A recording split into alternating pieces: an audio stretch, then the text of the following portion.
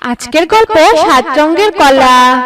সুন্দরপুর গ্রামে সোনালী তার ছোট মেয়ে রিয়ামনির সাথে থাকতো। সোনালীর স্বামী মারা গেছে বেশ কয়েক বছর হলো।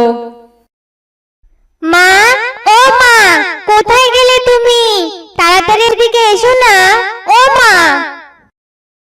কি হয়েছে কি? হ্যাঁ, এভাবে চিল্লাচ্ছিস কেন? সারাদিন তো বাইরেই টোটো করে ঘুরে বেড়াস, আর বাড়িতে এসে মা মা বলতেই থাকিস। আরে মা, তুমি এত রাগ করছো কেন? দেখোই না আমি কত সুন্দর একটা ফুল গাছ নিয়ে এসেছি। জানো তো মা, এই গাছটি আমি রাস্তার ধারে পেয়েছি, তাই ভাবলাম আমি বাড়িতে নিয়ে গিয়ে রোপণ করব। হ্যাঁ মা, খুব ভালো করেছিস। তোর তো সারাদিন গাছপালা আর পশু পাখি নিয়েই পড়ে থাকা। যা, গাছটা তাড়াতাড়ি রোপণ করে আমার কাছে সাহায্য কর। আজ যে অনেক দেরি হয়ে গেছে, আর কাজে যেতে দেরি হলে যে মালকিন কাজ থেকে তাড়িয়ে দিবে। কাজটা করেই যে আমাদের সংসারটা চলে। আচ্ছা মা, ঠিক আছে, আমি এক্ষুনি আসছি। গাছ বন্ধু, চলো আমার সাথে। এই বলে রিয়ামনি ফুল গাছ নিয়ে চলে যায়। এভাবে 2 মামের দিন ভালোভাবে কাটছিল। একদিন সোনালী কাজ শেষে তার বাড়ি ফিরছিল। হঠাৎ তার আঙ্গিনায় সে পা পিছলে পড়ে যায়। আহ, রিয়ামনি, কোথায় রে মা তুই? রিয়ামনি, মরে গেলাম রে মা, তুই কই? তাড়াতাড়ি আয় রে মা, মরে গেলাম। কি হয়েছে মা? তুমি এখানে পড়লে কি করে? উঠো মা, উঠো। মা রে, আমি যে এখান থেকে ওঠার কোনো শক্তিই পাচ্ছি না। মনে হচ্ছে যেন পাগুলো অবশ হয়ে গেছে। আমি যে কিছুই বুঝতে পারছি না রে। হঠাৎ করে কি হলো বলতো? তুমি কোনো চিন্তা করো না মা, তোমার কিচ্ছু হবে না। আমি এক্ষুনি ডাক্তার ডেকে আনছি। এই বলে রিয়ামনি ডাক্তার ডাকতে যায়, আর কিছুক্ষণ পরে ডাক্তার ডেকে আনে। ডাক্তার সোনালীকে দেখে বলে যে সে প্যারালাইজড হয়ে গেছে, আর হাঁটতে পারবে না। এটা শুনে রিয়ামনি ও সোনালী দুইজনে অনেক কষ্ট পায়। মা, ও মা, আমার যে খুব খিদে পেয়েছে। ঘরে তো কোনো খাবারও নেই। আমি যে খিদের জ্বালা আর সহ্য করতে পারছি না মা। মারে, আমি কি করব বল? আমি যে কিছুই করতে পারছি না। সৃষ্টিকর্তা কেন যে আমাদের সাথে এমনটা করলো? রিয়ামনি মা, ওই ঘরে একটা বাক্সে দেয় কিছু টাকা আছে, তুই ওগুলো দিয়ে কিছু কিনে আন। সোনালীর কথা শুনে রিয়ামনি সেখান থেকে চলে যায়। এভাবে খেয়ে না খেয়ে কোনো রকম রিয়ামনিদের দিন কাটছিল। একদিন রাতে রিয়ামনি ঘুমাচ্ছিল। রিয়ামনি, এই রিয়ামনি, তুমি আমার কথা শুনতে পারছো? হ্যাঁ, পারছি। কে তুমি? তুমি কি সুন্দর দেখতে।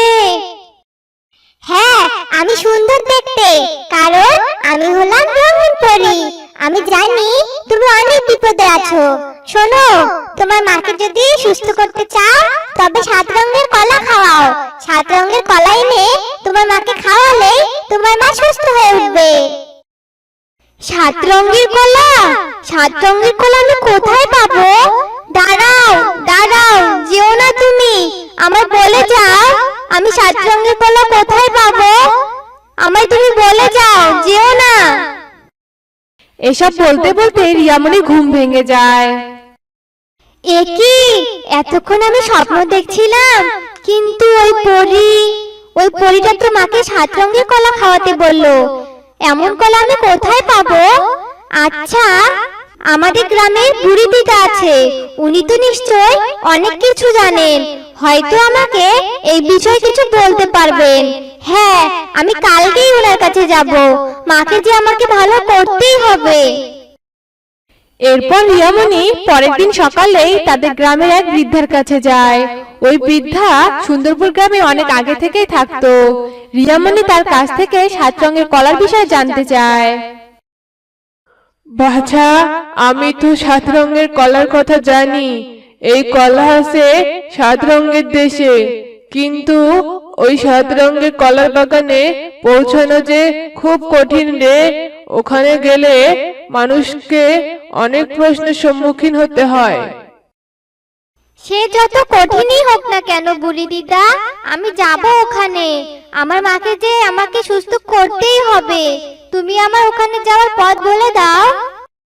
এরপর বৃদ্ধা রিয়ামণিকে 7 রঙের কলার বাগানে যাওয়ার পথ বলে দেয়, আর রিয়ামণিও সেখানে যাওয়ার উদ্দেশ্যে রওনা দেয়। এরপর রিয়ামণি জঙ্গল পেরিয়ে 7 রঙের দেশে পৌঁছায়। অবশেষে এক বড় পাহাড়ের সামনে এসে দাঁড়ায়। উহ, বড্ড ক্লান্ত লাগছে। যাকগে, এই বড় পাহাড়টা পার হতে পারলেই তো আমি 7 রঙের কলা গাছের কাছে পৌঁছে যেতে পারবো। কিন্তু আমি এত বড় পাহাড় পার হব কি করে? পাহাড় পেরিয়ে যদি 7 রঙের কলার বাগানে যেতে চাও তবে আমার ধাঁধার উত্তর দাও। ধাঁধা? বলো, কি ধাঁধার উত্তর দিতে হবে আমায়?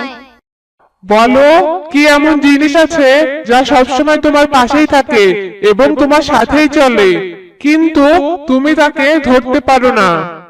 আমার সাথেই থাকে অথচ আমি তাকে ধরতে পারি না, ছুঁতেও পারি না। হ্যাঁ, এটা আমি জানি। এটা হলো আমার ছায়া, যাকে আমি ছুঁতে পারি না কিন্তু দেখতে পারি। তুমি আমার প্রশ্নের সঠিক উত্তর দিয়েছো। যাও এখন, তাহলে তুমি তোমার গন্তব্যের স্থলে পৌঁছে যাও। পাহাড়টা কথা বলতেই পাহাড়ের নিচে রাস্তা তৈরি হয়ে যায়, যা দেখে রিয়ামণি অনেক খুশি হয়। আর ওই রাস্তা দিয়ে পাহাড় পেরিয়ে 7 রঙের কলা বাগান পৌঁছে যায়, যেখানে অনেকগুলো কলা গাছ ছিল। এ কি, এখানে তো অনেকগুলো কলা গাছ আর অনেকগুলো কলা। আমি কোন গাছের কলা নিব? কোনটা খেলে আমার মা সুস্থ হবে? রিয়ামণি কথা বলতেই রিয়ামণির সামনে সেই রঙিন পরী চলে আসে, যাকে সে স্বপ্নে দেখেছিল। এ কি, তুমি তো সেই পরী যাকে আমি স্বপ্নে দেখেছিলাম। হ্যাঁ, আমি রঙিন পরী। তুমি আর তোমার মা অনেক ভালো ও প্রকৃতি প্রেমিক, তাই আমি তোমাদের সাহায্য করতে চাই। তুমি আমার প্রশ্নে সঠিক উত্তর দিতে পারলে সঠিক 7 রঙের কলা চিনতে পারবে। প্রশ্ন? আচ্ছা বলো, কি প্রশ্ন তোমার? দিনের বেলায় ঘুমিয়ে থাকে, রাতের বেলায় জাগে, ঘর নেই বাড়ি নেই, আকাশেতে থাকে। বলো তো দেখি এটা কি? এটার উত্তর হলো চাঁদ।